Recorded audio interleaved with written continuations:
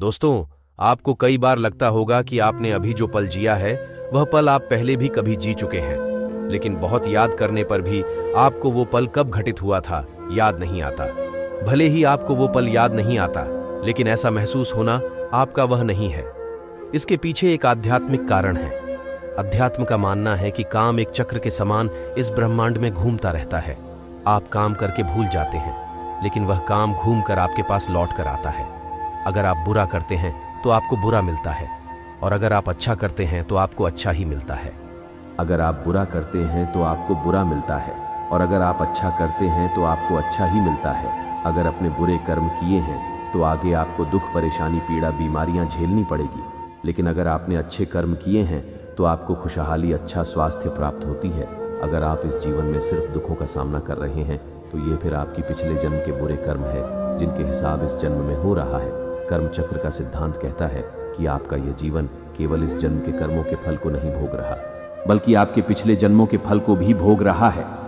अगर आपको बहुत ज्यादा दुख और परेशानी है तो इसका अर्थ है कि अपने पिछले जन्म में अच्छे कर्म नहीं किया, और अगर आप इस जन्म भी अपने कर्म नहीं सुधर रहे हैं तो आप अपना अक्ल जान भी दुख में बना रहे हैं। कर्मों का और जन्मों का यह चक्र तब तक समाप्त नहीं होगा जब तक आप अपने कर्मों को सुधरेंगे नहीं। हर जन्म में हर दिन आपके कर्मों का लेखा जोखा होता है कि उम्र में सबसे अधिक होता है। कर्मों का लेखा जोखा आपके बचपन से लेकर वहां पर तक हर उम्र में कर्म का अलग अलग तरीके से मूल्यांकन किया जाता है। जैसे कि जब आप बच्चे होते हैं तो आपके कर्मों को गंभीरता से नहीं लिया जाता, क्योंकि आपकी चेतना तब तक जागृत नहीं होती। जब आप 14 साल से अधिक उम्र के हो जाते हैं तो आप कर्म चक्र में प्रवेश कर जाती हो।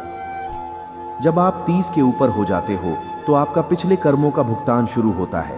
इसलिए इस उम्र में आप मानसिक, आर्थिक और शारीरिक परेशानियों से गुजरती हैं। इसी उम्र में अधिकतर लोग आध्यात्मिक का सहारा लेते हैं, अपने दुखों को कम करने के लिए या अपने कर्मों को सुधारने के लिए, अध्यात्म की तरफ बढ़ने के लिए या अपने कर्मों को सुधारने के लिए। आपका यह सूचना जरूरी है कि यह तकलीफ है आपकी किस्मत का नहीं, बल्कि आपके कर्मों का नतीजा है।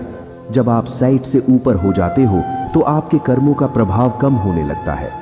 सक्सेस से पहले आपने जो भी कर्म किए हैं उसका हिसाब किताब हो चुका होता है, और आपके कर्मों के खाते में वह जमा हो जाता है। अपने कर्म चक्र को कैसे तोड़े?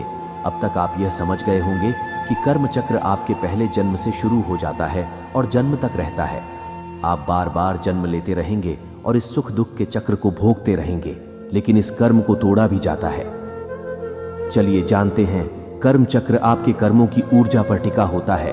जैसे जैसे आप अच्छे कर्म करते जाएंगे, वैसे वैसे आपके बुरे कर्मों का उधार चुकता जाएगा, और एक दिन यह खाता बंद हो जाएगा। वैसे ही आपको यह अगले कई जन्मों तक करना पड़ सकता है, लेकिन शुरुआत आज से ही कर ले।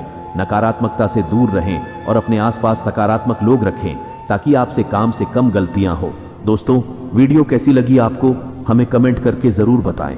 हमें आपकी एक कमेंट का इंतजार रहेगा, और आपका एक कमेंट हमें मोटिवेशन देता है, जिससे हम आपके लिए रोज नए नए वीडियो लाते हैं।